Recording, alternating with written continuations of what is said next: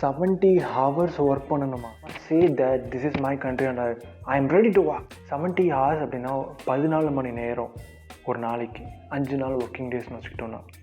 India needs 16 years to become middle income country. Corruption should removed. The only way you can escape poverty was by good values, honesty, discipline, hard work and good work ethics. What's the issue? What Mr. Murthy actually told? ஏன் இவ்வளோ ஒரு controversy ஆச்சு? ஏன் இவ்வளோ hated comments வந்துச்சு? Detail explanation on the வே. அதுக்கு முன்னாடி இந்த பர்டிகுலர் ஸ்டேட்மெண்ட்டை நீங்கள் வந்து அவரோட பாட்காஸ்ட் ஃபுல்லாக நீங்கள் பார்த்தீங்களா, இல்லை வந்து ஷார்ட்ஸ்லேயே ரீல்ஸ்லேயும் வர சின்ன சின்ன வீடியோஸ் வச்சு பார்த்தீங்களா அப்படிங்கிறத மறக்காமல் கமெண்ட்டில் சொல்லுங்கள். த ரெக்கார்ட் அப்படிங்கிற ஒரு பாட்காஸ்ட்டில் மிஸ்டர் மூர்த்தி வந்து ஒரு கமெண்ட் சொல்கிறார். அதாவது இந்தியாவோட யங்ஸ்டர்ஸ்லாம் வந்து 70 hours ஒர்க் பண்ணுறதுக்கு ரெடி ஆகணும் அப்படின்னு. Y he set that? நம்ம வந்து டெவலப் நேஷன் கூட கம்பீட் பண்ணணும் அப்படின்னா நம்மளோட இந்தியாவோட ஒர்க் ப்ரொடக்டிவிட்டி வந்து இன்க்ரீஸ் ஆகணும். ஏன்னா இந்தியாவோட work productivity is one of the lowest in the world. So unless நம்ம வந்து நம்மளோட ஒர்க் ப்ரொடக்டிவிட்டியை இன்க்ரீஸ் பண்ணல அப்படின்னா we will not able to compete with the rest of the countries that have made tremendous progress. So my request is that, அவர் சொல்கிறார், my request is that our youngsters must say this is my country and I want to work 70 hours a week. ஒரு ஒரு ஒரு patriotic comment அப்படின்னு நான் சொல்லுவேன். அதுக்கப்புறம் அவர் ஒரு எக்ஸாம்பிள் சொல்கிறார். எப்படி வந்து வேர்ல்டு வார் 2 முடிஞ்சதுக்கப்புறம் ஜப்பானும் சரி ஜம்முன்னு சரி அந்த நாட்டோட சிட்டிசன்ஸ் வந்து எப்படி அவங்களோட எக்கானமி, எப்படி அவங்களோட கண்ட்ரியை வந்து ரீபில்ட் பண்ணுறாங்க அப்படிங்கிறத ஒரு எக்ஸாம்பிள், ஒரு கோட் பண்ணுறார் ஒரு example. For a certain period of time citizens of both ஜெர்மனியாக இருக்கட்டும் ஜப்பானாக இருக்கட்டும், they work very hard for a certain number of years. So this is our opportunity. இது இந்தியாவோட டைம். ஸோ மிஸ்டர் மூர்த்தியோட முக்கியமான அவரோட நோக்கம் பார்த்தீங்கன்னா இந்தியாவோட ஒர்க் கல்ச்சர் வந்து ஒரு டிசிப்ளின்டாகவும் ஒரு ஹார்ட் ஒர்க் அப்படிங்கிற ஒரு மோடுக்கு மாறணும் அப்படிங்கிறது சொல்கிறார். ரெண்டாவது முக்கியமான விஷயம் அவரோட அந்த மொத்த பாட்காஸ்ட்டில் கவனிச்சிங்கன்னா பெர் கேபிட்டா இன்கம் பற்றி சொல்லியிருப்பார். அதாவது தனிநபர் வருமானம் அப்படின்னு சொல்லுவாங்க. அதாவது இந்தியாவோட இப்போ ப்ரெசென்ட் பெர் கேபிட்டா இன்கம் பார்த்தீங்கன்னா ஒரு $2,800 சம்திங். அது வந்து ஒரு புவர் கண்ட்ரியோட ஒரு பெர் கேபிட்டா இன்கம், தனிநபர் வருமானம். ஓகே, பெர் கேபிட்டா இன்கம் அப்படின்னா என்னென்னா ஒரு பர்டிகுலர் பர்சனால் ஒரு பர்டிகுலர் இயரில் எவ்வளோ ஏர்ன் பண்ணுறாங்க அப்படிங்கிற அந்த நேஷனில் எவ்வளோ ஏர்ன் பண்ணுறாங்க அப்படி income. So per capita income கூடுது அப்படின்னா என்ன அர்த்தம்? அந்த கண்ட்ரியில் அந்த நேஷனில் இருக்கிற பர்சன்ஸோட ஸ்டாண்டர்ட் ஆஃப் லைஃப் வந்து கூடுது, குவாலிட்டி ஆஃப் எஜுகேஷன், ஹெல்த், இந்த மாதிரியான விஷயங்கள்லாம் வந்து வளருது அப்படின்னு அர்த்தம். ஸோ நம்ம வந்து நம்மளோட பெர் கேபிட்டா இன்கம்மை கூட்டணும் அப்படின்னு சொல்கிறாரு. ஒரு ஸ்டாட் சொல்லுது, கிட்டத்தட்ட இதுக்கு வந்து 16 வருஷம் ஆகுமா. இந்தியா வந்து மிடில் இன்கம் கண்ட்ரியாக மாறுறதுக்கு கிட்டத்தட்ட 16 வருஷங்கள் ஆகும். அதாவது ஒரு $8,000 மேலே பெர் கேபிட்டா இன்கம் வர்றதுக்கு. மூணாவது விஷயம் அவரோட பாட்காஸ்ட்டில் கவனிக்க வேண்டிய விஷயம் பார்த்தீங்கன்னா கரப்ஷன் வந்து குறையணும் அப்படின்னு சொல்கிறாரு. பியூரோக்ரஸியில் வந்து லைக் டெசிஷன் எடுக்கிறது டிலே பண்ணக்கூடாது, டிரான்ஸ்பரன்சியாக இருக்கணும். இந்த மாதிரியான விஷயங்கள்லாம் வந்து நம்ம நேஷன் அடுத்த லெவலுக்கு போகிறதுக்கு ரொம்ப ஹெல்ப்ஃபுல்லாக இருக்கும் அப்படிங்கிற மாதிரியான ஒரு விஷயம் சொல்கிறார். இதை சொல்லிட்டார். இதை எத்தனை பேர் ஃபுல்லாக பார்த்தீங்கன்னு எனக்கு தெரியாது. பட் அந்த 70 hours ஒர்க் பண்ணணும், 70 hours ஒர்க் பண்ணணும் அப்படிங்கிற விஷயத்தை பார்த்துட்டிங்க போல இருக்குது. ஏகப்பட்ட கமெண்ட்ஸு. ஸோ இதுக்கப்புறம் அவர் சில ஸ்டேட்மெண்ட் சொல்கிறார். இந்த மாதிரியான ஹேட்டட் கமெண்ட்ஸ் வந்ததுக்கப்புறம் நான் வந்து கிட்டத்தட்ட நான் பிஸ்னஸ் ஆரம்பித்தேன், இன்ஃபோசிஸ் ஸ்டார்ட் பண்ண டைமில் வந்து மார்னிங் 6:30க்குலாம் நான் வந்து ஆஃபீஸ் போயிட்டு ஈவினிங் 8 o'clock வரைக்கும் நான் ஆஃபீஸ் தான் இருப்பேன் அப்படின்னு சொல்லியிருக்காரு. அது மாதிரி நான் ஒரு சர்டைன் பீரியட் வந்து 80 to 90 hours ஒர்க் பண்ணியிருக்கேன் அப்படிங்கிறதையும் சொல்கிறார். ஸோ அவர் அந்த பாட்காஸ்ட்டில் வந்து அவரோட ஸ்ட்ராங் பிலீஃப் என்ன அப்படின்னா ஒரு குட் ஒர்க் எத்திக்ஸ் இருந்துச்சுன்னா நம்மளால் வந்து பாவர்ட்டிலேருந்து வெளியே வர முடியும் அப்படின்னு அவர் சொல்லியிருக்கார். நம்ம எல்லாருக்கும் தெரியும் அவர் வந்து ஒன்றும் பார்ன் ரிச் காய் கிடையாது. ஒரு புவர் ஃபேமிலியிலேருந்து வந்து இன்றைக்கி வந்து இவ்வளோ பெரிய ஒரு இடத்துல இருந்திருக்கார். ஸோ அவரோட பேரண்ட்ஸ் அவரோட சின்ன வயசில் வந்து அவர்கிட்ட சொல்லுவாங்களாம், நீ பாவர்ட்டிலேருந்து வெளியே போகணும், நம்ம இந்த கஷ்டமான நிலைமையில நம்ம வெளியே போகணும் அப்படின்னா உனக்கு வந்து சில குட் வேல்யூஸ் வேணும், நீ கற்றுக்கணும் அந்த விஷயத்தை ஃபாலோ பண்ணணும் அப்படின்னு சொல்கிறார். ஸோ என்ன மாதிரியான குட் வேல்யூஸ் அவங்க அப்பா அம்மா அவருக்கு சொல்லி கொடுத்து அதை அவர் ஃபாலோ பண்ணார் அப்படிங்கிறத சொல்கிறாரு. டிசிப்ளினாக இருக்கட்டும், ஹார்ட் ஒர்க்காக இருக்கட்டும், லைக் ஒரு ஹானஸ்டியாக இருக்கட்டும், ஒரு குட் ஒர்க் எத்திக்ஸ் வந்து இருக்கணும். ஸோ இப்படி இருந்தால் இதை நீ ஃபாலோ பண்ண அப்படின்னா உன்னால் வந்து பாவர்ட்டிலேருந்து வெளியே வர முடியும் கண்டிப்பாக அப்படின்னு அவர் சொன்ன மாதிரி அவர் செஞ்சும் காமிச்சிட்டார். ஸோ அது மாதிரி நம்மளோட பர்சனல் இன்ட்ரெஸ்ட்டை விட நம்மளோட கம்யூனல் இன்ட்ரெஸ்ட், ஒரு மொத்த நேஷனோட இன்ட்ரெஸ்ட்டை வந்து நம்ம எப்பயுமே வந்து ப்ரையாரிட்டைஸ் பண்ணணும் அப்படின்னு சொல்கிறார். நம்மளோட இன்னொரு முக்கியமான விஷயம், அவர் சொல்கிறார், எனக்கு ஷுவராக தெரியும் எந்த நேஷன்லாம் ஒரு பெரிய இடத்துல இன்றைக்கி இருக்கோ அவங்க எல்லாருமே ஒரு பாயிண்டில் ஹார்ட் ஒர்க்கால் மட்டும்தான் அவங்களோட நேஷன் அவங்க இவ்வளோ தூரம் தூக்கிட்டு வந்திருக்காங்க. ஸோ நம்ம ஏன் அதை திரும்ப பண்ணக்கூடாது? இது நம்மளோட டைமில் நம்ம ஏன் பண்ண ரெடி ஆகலை? நம்ம ஏன் இன்னும் இந்த ஒர்க் ப்ரொடக்டிவிட்டியில் நம்ம பெருசாக பேச மாட்டேங்கிறோம்? நம்ம இன்னும் ஏன் அந்தளவு லைக் அவர் சொல்கிறார்ல patriotic comment, this is my country அப்படின்னு நம்ம யங்ஸ்டர்ஸ்லாம் நம்ம சொல்லி நம்ம கண்ட்ரிக்காக நம்ம ஒர்க் பண்ணணும் அப்படின்னு அவர் சொல்கிறார்.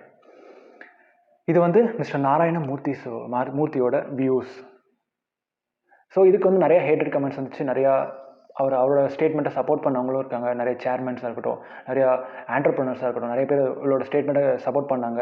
இது நம்மளோட டைம், நம்ம நம்ம இந்த ஆப்பர்ச்சுனிட்டி நம்ம மிஸ் பண்ணிடக்கூடாது. அந்த மாதிரி நிறையா ஸ்டேட்மெண்ட்ஸ், நிறையா ட்வீட்ஸ்லாம் வந்துச்சு. ஸோ இப்போ பப்ளிக்கோட வியூ, இந்த ஸ்டேட்மெண்ட் கேட்டதுக்கப்புறம் பப்ளிக்கோட ஒப்பீனியன் என்ன அப்படிங்கிறத பார்க்கலாம்.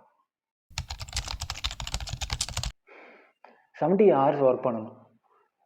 இந்த ஸ்டேட்மெண்ட் லைக் ஒன்ஸ் பப்ளிக்கிட்ட வந்ததுக்கப்புறம் நிறைய கமெண்ட்ஸ் வந்துச்சு. நிறைய பேர் ரியாக்ஷன் கொடுத்துருந்தாங்க. நிறைய அவங்களோட வியூஸ்லாம் சொல்லியிருந்தாங்க. நாங்கள் ஏற்கனவே 60 hours ஒர்க் பண்ணுறோம், எங்களுக்கு அதுக்கே எக்ஸ்ட்ரா சேலரி கொடுக்கல, இல்லை நீங்கள் 70 hours ஒர்க் பண்ண சொல்கிறீங்க, அதுக்கு யார் பே பண்ணுவா எக்ஸ்ட்ரா அப்படிங்கிற ஒரு கொஸ்டின் மார்க் வருது. மொதல் விஷயமே அதான் வருது. சரி 70 hours அப்படின்னா கிட்டத்தட்ட ஒரு 14 மணி நேரம் ஒரு நாளைக்கு, 5 நாள் ஒர்க்கிங் டேஸ் வச்சுட்டா. ஸோ 14 மணி நேரம் நான் ஒர்க் பண்ணுறோம் ஆஃபீஸில். சரி, ஓகே. அதுக்கப்புறம் ஒரு 6 to 7 hours நாங்கள் தூங்கணும் அப்படின்னா 21 hours வந்துருச்சு. 2 hours நாங்கள் ட்ராவல் பண்ணணும், சாப்பிடணும், இதுக்கெலாம் வந்துச்சுன்னா 20 to 23 hours ஆச்சு. நான் என்னோடய ஃபேமிலியோட எப்போ டைம் ஸ்பெண்ட் பண்ணுறது, நான் எப்போ சோஷியலைஸ் ஆகிறது, நான் என்னோடய பேஷனை நான் எப்போ ஃபாலோ பண்ணுறது, இதுக்கெலாம் யாருக்குமே ஆன்சர் சொல்லலை, இல்லை யாருக்குமே அட்ரஸ் பண்ணல அப்படிங்கிற ஒரு கொஸ்டின் மார்க் வருது. இன்னொரு விஷயம், ஒர்க் லைஃப் பேலன்ஸ் எங்கே போச்சு? நான் ஆஃபீஸில் இருந்தேன்னா என்னோடய பர்சனல் லைஃப் என்ன ஆகும், என்னோடய ஃபேமிலி என்ன ஆகும், என்னோடய குழந்தைங்களை யார் பார்த்துப்பா, என்னோட பர்சனல் இன்ட்ரெஸ்ட்டை நான் என்ன பண்ணுறது? ஸோ இதுக்கு யாருமே அட்ரஸ் பண்ணல. இதுக்கு ஏதாவது பாலிசி இருக்கா, இல்லை என்னோடய ஹெல்த்து பார்த்துக்கிறதுக்கு ஏதாவது பாலிசி இருக்கா, இந்த மாதிரியான விஷயங்கள் எதுவுமே நம்ம பேசவே இல்லை. அதுக்கப்புறம் ஓகே ஃபைன், நான் எல்லாத்துக்கும் நான் ரெடியாக இருக்கேன், நான் ஒர்க் பண்ண ரெடியாக இருக்கேன். எனக்கான சரியான அங்கீகாரம் கிடைக்குமா, ரிவார்ட்ஸ் கிடைக்குமா, எனக்கான சரியான ரெகக்னேஷன் கிடைக்குமா, சரியான ஆப்பர்ச்சுனிட்டி கிடைக்குமா, சரியான ப்ரொமோஷன் கிடைக்குமா, எல்லா இடத்துலையுமே ஒரு கொஸ்டின். மை வியூ ஸ்டேட்மெண்ட்டில் என்னோட கருத்து என்ன அப்படிங்கிறது நான் சொல்ல போகிறேன். Interesting part. ஸோ தயவு செஞ்சு நான் லைக் ஒரு பாயிண்ட் சொன்னதுக்கப்புறம் கமெண்ட்டில் திட்டாதீங்க. ஃபுல்லாக நான் சொல்கிறது கேட்டுட்டு அதில் உங்களுக்கு நிறையா டிஃப்ரெண்ட்டான அப்ரோச் இருந்துச்சுன்னா டெஃபினட்டாக don't hesitate to use a comment section.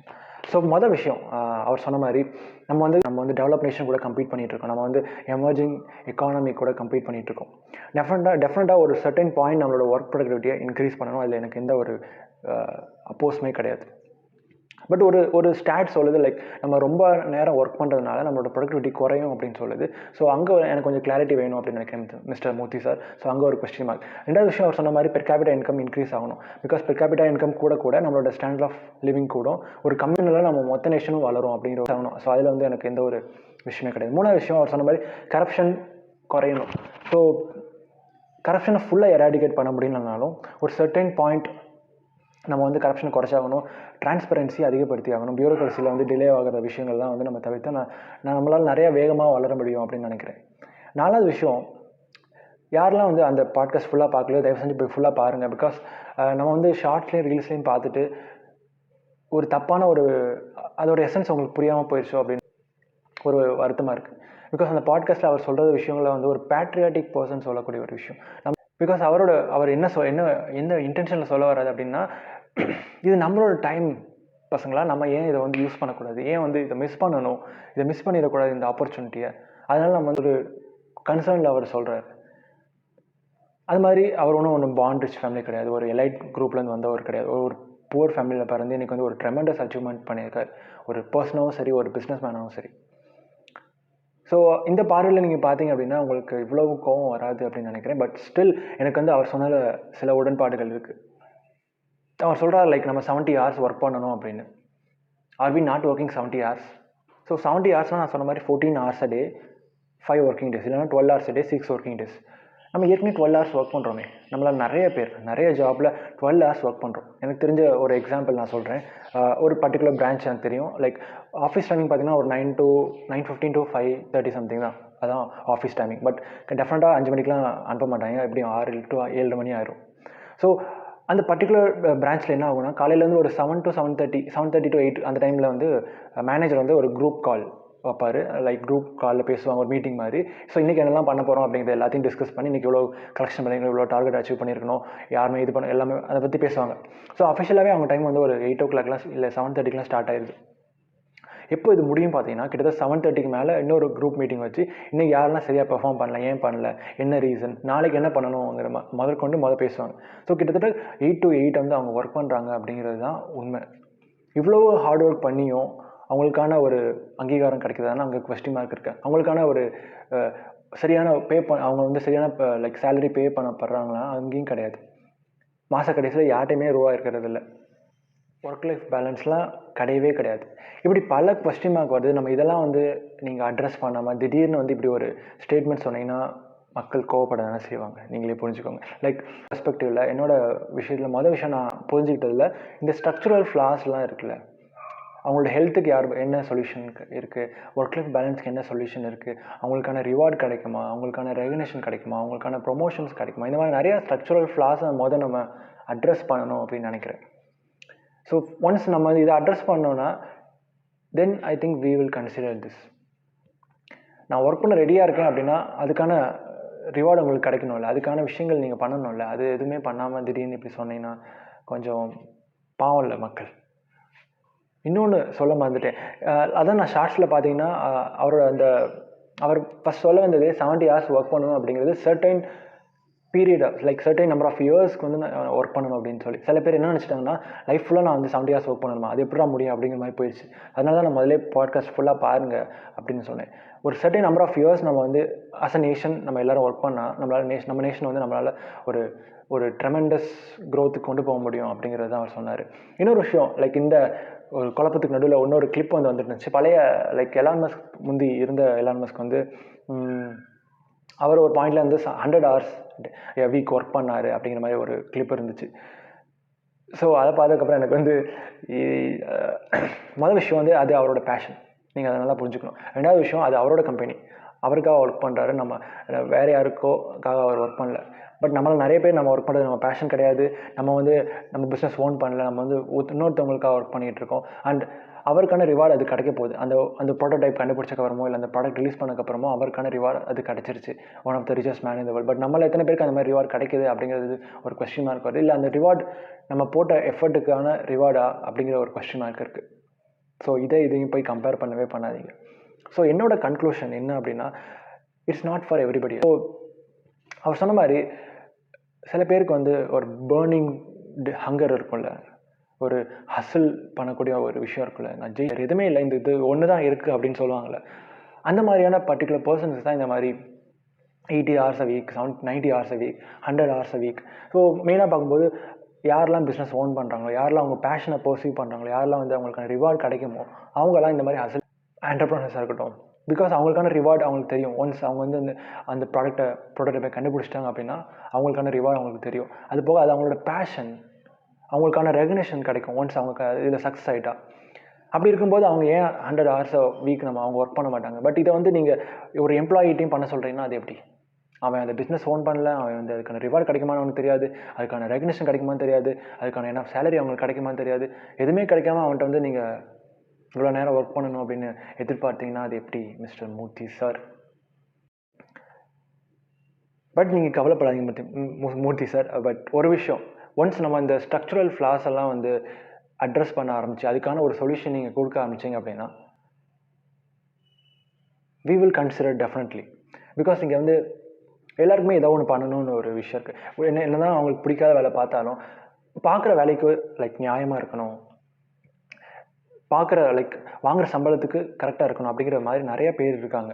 So once நம்ம இந்த ஸ்ட்ரக்சரல் ஃப்ளாஸெல்லாம் நீங்கள் சரி பண்ண ஆரம்பிச்சு, அதெல்லாம் அட்ரஸ் பண்ண ஆரம்பிச்சு, அதுக்கெலாம் ஒரு சொல்யூஷன் நீங்கள் கொடுக்க ஆரம்பிச்சிங்கன்னா டெஃபினட்டாக அதுவும் என்னோடய கண்ட்ரிக்காக நான் ஒர்க் பண்ணணும்னா நிறைய பேர் சந்தோஷமாக ஒர்க் பண்ணுவாங்க. ஸோ அதெல்லாம் பிரச்சனை கிடையாது. ஸோ ஃபஸ்ட் இந்த ஸ்ட்ரக்சரல் ஃப்ளாஸை அட்ரஸ் பண்ணுவோம். அதுக்கப்புறம் நீங்கள் இந்த கொஸ்டினை திரும்பி பப்ளிக்கிட்ட கேட்கும்போது டெஃபினட்டாக I think we will be ready to work for our country.